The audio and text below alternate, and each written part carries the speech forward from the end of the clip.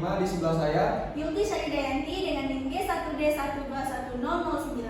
Saya Naya Ahmadani dengan NIM G1D12172. Saya Tika Zara Wulandari dengan NIM G1D1211101. Saya Santari Mika dengan NIM G1D1211161. Saya Dewi Aprilianti dengan NIM G1D1211168. Nah, kalian pada penasaran kan apa itu regresi linear sederhana? Berikut penjelasannya. Baiklah, saya akan menjelaskan tentang apa sih itu regresi linear sederhana. Analisis regresi linear sederhana adalah analisis regresi linear yang hanya melibatkan dua variabel, yaitu satu variabel independen dan satu variabel dependen. Disebut linear sederhana karena variabel dependen diasumsikan berhubungan linear dalam parameter dan linear dengan variabel independen. Secara umum, model regresi linear sederhana dengan satu variabel independen dan fungsi linear dalam S dapat ditulis sebagai berikut.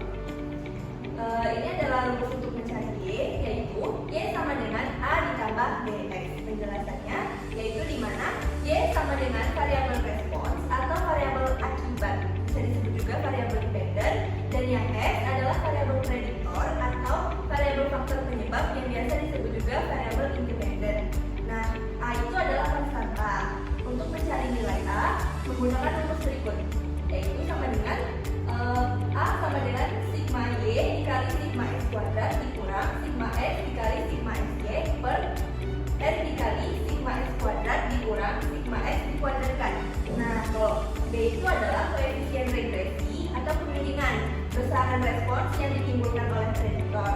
Bila tanda positif arah garis naik dan bila tanda negatif maka arah garis turun. Dan untuk mencari nilai B menggunakan rumus berikut, yaitu B sama dengan N dikali sigma XY dikurang sigma X dikali sigma Y per N dikali sigma X kuadrat dikurang sigma X dikuadratkan. Baiklah, selanjutnya dengan menggunakan regresi linear kita bisa mengetahui arah hubungan antara variabel bebas dan juga variabel terikat. Arah hubungannya adalah arah hubungan yang positif dan juga negatif. Selain itu kita juga bisa melakukan prediksi bisa nilai dari variabel terikat. Misalnya kita bisa mengetahui nilai berat badan yang merupakan variabel terikat dari konsumsi kalori per hari yang merupakan variabel bebas. Untuk bisa menggunakan analisis ini kita harus memenuhi beberapa asumsi terlebih dahulu, yaitu data yang didapat berjenis interval atau rasio, distribusi data normal, jumlah sampel antara variabel bebas dan terikat sama. Misalnya jumlah sampel variabel bebas 40, maka jumlah sampel variabel terikat harus 40, serta memiliki hubungan linear. Nah, berikut ini adalah langkah-langkah dalam melakukan analisis regresi linear sederhana. Yang pertama yaitu tentukan tujuan dari melakukan analisis regresi linear sederhana. Yang kedua, identifikasikan variabel faktor penyebab atau prediktor atau biasa juga disebut dengan variabel X, dan variabel akibat respon atau bisa juga disebut dengan variabel Y. Yang ketiga, lakukan pengumpulan data. Lalu yang keempat itu X kuadrat, Y kuadrat, XY dan total dari masing-masing. Yang kelima, hitung A dan B berdasarkan rumus di atas. Lalu yang keenam, buatkan model persamaan regresi linear sederhana. Yang ketujuh, lakukan prediksi atau peramalan terhadap variabel faktor penyebab atau variabel akibat. Lalu selanjutnya konsep dasar regresi linear sederhana. Pada suatu nilai X tertentu akan terdapat banyak kemungkinan nilai-nilai Y. Y akan terdistribusi mengikuti suatu fungsi peluang tertentu di distribusi normal dengan nilai rata-rata EY dan nilai varian sigma kuadrat tertentu. Lalu nilai rata-rata EY diasumsikan berubah secara sistematik mengikuti perubahan nilai X yang digambarkan dalam bentuk garis linear. Lalu yang ketiga, nilai varian sigma kuadrat pada setiap nilai X akan sama. Oke, baiklah, berikut syarat-syarat menggunakan regresi linear sederhana. Yang pertama itu ada jumlah sampel yang digunakan harus sama. Misalnya variabel X-nya itu 40, variabel Y juga harus 50. Yang kedua itu jumlah variabel bebas X adalah 1. Dan yang ketiga, nilai residual harus terdistribusi normal. Itu nilainya 0,5, bisa kita cek di SPSS. Yang keempat itu terdapat hubungan linear antara variabel bebas X dengan variabel tergantung Y. Yang kelima, tidak terjadi gejala heteroskedastisitas. Yang keenam, tidak terjadi gejala autokorelasi atau untuk data time series. Nah, setelah kita mendengarkan penjelasan materi tentang regresi linear tadi, di sini terdapat satu contoh tentang regresi linear sederhana. Terdapat data penelitian tentang berat badan mahasiswa yang diprediksi dipengaruhi oleh konsumsi kalori per hari. Lalu, bagaimana cara menganalisis kasus ini? Untuk menganalisis kasus ini, terdapat beberapa hal yang harus dilakukan. Yang pertama, kita menentukan tujuan. Apakah jumlah konsumsi kalori per hari mempengaruhi berat badan mahasiswa atau tidak? Yang kedua, kita menentukan variabel. Ada dua variabel, yaitu variabel X dan variabel Y. Di mana variabel X yaitu adalah variabel bebas atau prediktor, yaitu merupakan jumlah kalori per hari, dan variabel Y yaitu merupakan variabel tidak bebas, yaitu merupakan respon adalah berat badan dari mahasiswa. Kemudian, setelah sampel dikumpulkan, terdapat 10 mahasiswa atau 10 responden, di mana nama-nama mahasiswa tersebut yaitu ada A, B, C, D, E, F, G, H, I, J. Dan dengan mahasiswa A, jumlah konsumsi kalori per hari 530 dan berat badannya 89. Di sini kalori adalah variabel X dan berat badan adalah variabel Y. Untuk mahasiswa B, jumlah konsumsi kalori per hari ada 300 dan dengan berat badan 48. Sampai pada mahasiswa J, jumlah konsumsi kalori per hari 512 sampai dengan berat badan 74 kg. Setelah kita mengetahui jumlah kalori dan berat badan masing-masing mahasiswa, kita jumlahkan variabel X dan variabel Y. Untuk total variabel X ada 4.141 dan total dari variabel Y 643. Setelah kita mengetahui masing-masing jumlah tersebut, kita mencari atau kita kalikan variabel X dan variabel Y. Setelah dikalikan, didapatlah hasil 279.294 untuk total perkalian dari X, variabel X dan variabel Y. Kemudian kita mencari X kuadrat dan Y kuadrat. Di sini total dari X kuadrat yaitu ada 1.802.236. Untuk total dari Y kuadrat yaitu ada 43.495. Setelah kita mencari X dan Y kuadrat, kita mencari rata-rata dari X atau X bar dan rata-rata dari Y atau Y bar. Di mana rata-rata dari variabel X yaitu adalah 414,1 dan rata-rata dari variabel Y yaitu adalah 64,3. Kemudian kita mencari selisih dari X dikurang X bar dan selisih dari Y dikurang Y bar. Dan kemudian X dikurang X bar dikalikan dengan Y dikurang Y bar dan didapatkanlah hasil dan totalnya yaitu adalah 13.027,7.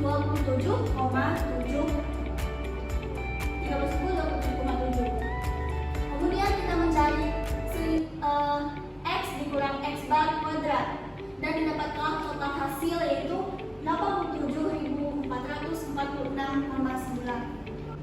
Setelah data dikumpulkan dan sekarang kita akan untuk mengetahui bagaimana hubungan antara konsumsi kalori per hari dengan berat badan, kita akan mencari nilai koefisien regresi, di mana nilai koefisien regresi yaitu rumusnya B sama dengan N dikali sigma XY kurang sigma X dikali sigma Y per N dikali sigma X kuadrat dikurang sigma X dikuadratkan. Nah, jika kita masukkan hasil dari yang sudah dihitung di atas, sehingga didapatkan hasil nilai B sama dengan 0,148978409. Nah, setelah dapat nilai koefisien regresinya, kita akan mencari nilai konstanta, di mana nilai konstanta itu A sama dengan Y bar dikurang B dikali X bar. Di mana jika kita masukkan lagi hasilnya, lalu dapatkan hasilnya A sama dengan 2,608040994. Nah, dari perhitungan tersebut maka dapat dibuat rumus regresinya, di mana rumus regresi yaitu Y sama dengan A tambah B dx. Nah, jadi rumusnya Y sama dengan 2,608040994 ditambah 0,148978,409 X, di mana Y adalah berat badan dan X adalah jumlah konsumsi kalori per hari. Nah, penerapan rumus regresi, apabila kita menentukan jumlah konsumsi kalori per hari 400 kalori, maka dapat kita prediksi berat badan mahasiswanya dengan rumus regresi, yaitu ini rumus yang tadi, tinggal kita masukkan nilai konsumsi kalori mahasiswanya yaitu 400, sehingga didapatkan berat badannya yaitu 62. Jadi berat badan mahasiswa dengan jumlah kalori 400 adalah 62 kg. Nah, gimana kita tahu bahwa nilai regresi itu tidak selamanya benar? Kita perlukan prediksi, yaitu dengan cara mencari nilai standar error. Dimana rumus standar error yaitu akar dari sigma y kuadrat dikurang a dikali sigma y kurang b dikali sigma x per n kurang 2. Setelah itu kita dapatkan hasil nilai standar errornya. Ya, standar errornya yaitu 5,114367. Nah, prediksi regresi tidak dapat menghasilkan angka yang tepat seperti di atas. Namun perkiraannya sesuai dengan nilai standar error yang besarnya tadi sudah kita hitung, yaitu 5,114.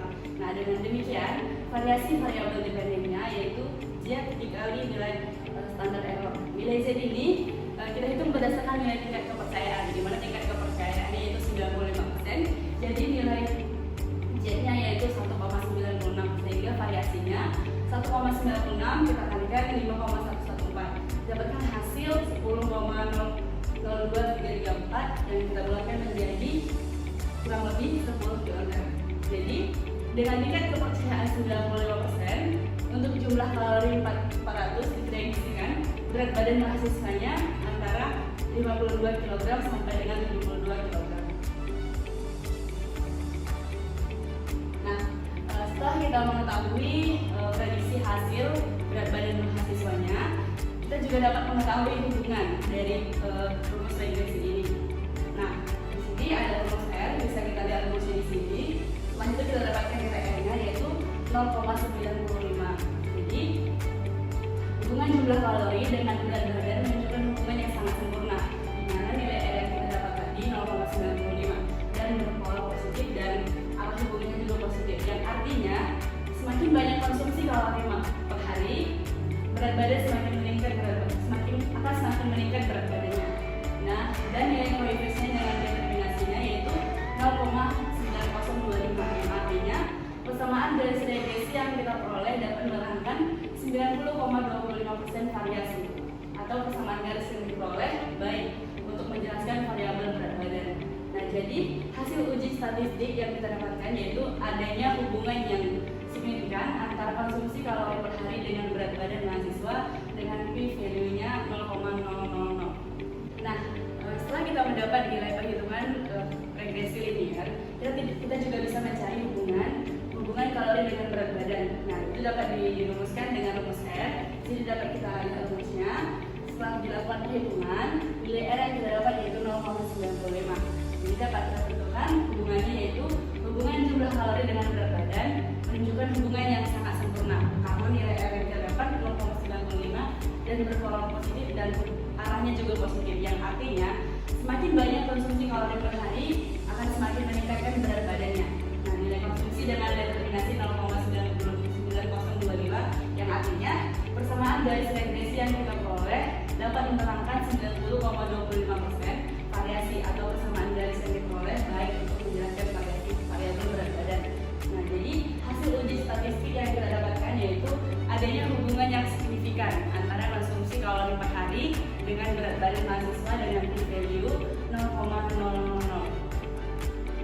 Untuk menguji keakuratan perhitungan tadi, kami menambahkan perhitungan menggunakan SPSS, di mana hasil perhitungan tadi untuk nilai R sama dengan 0,95 dan nilai koefisien dengan determinasi yaitu 0,9025. Sedangkan dalam perhitungan SPSS pun hasilnya itu sama, di mana nilai R yaitu 0,95 dan nilai R square-nya 0,93. Oke, jadi dari regresi linear sederhana kita dapat menentukan yang pertama yaitu hubungan antara variabel X dan Y, di mana hubungan tersebut yaitu hubungan sangat sempurna. Lalu yang kedua dapat ditentukan prediksi nilai variabel Y dari rumus regresi, di mana nilai Y yaitu 52 sampai dengan 72 Yang ketiga kita dapat menentukan pola hubungan, yaitu ditentukannya pola hubungan dari satu soal tersebut, yaitu pola hubungan positif. Oke guys, sekian penjelasan dari kelompok kami. Jangan lupa di Like, Comment, share, ditonton ya. Bye.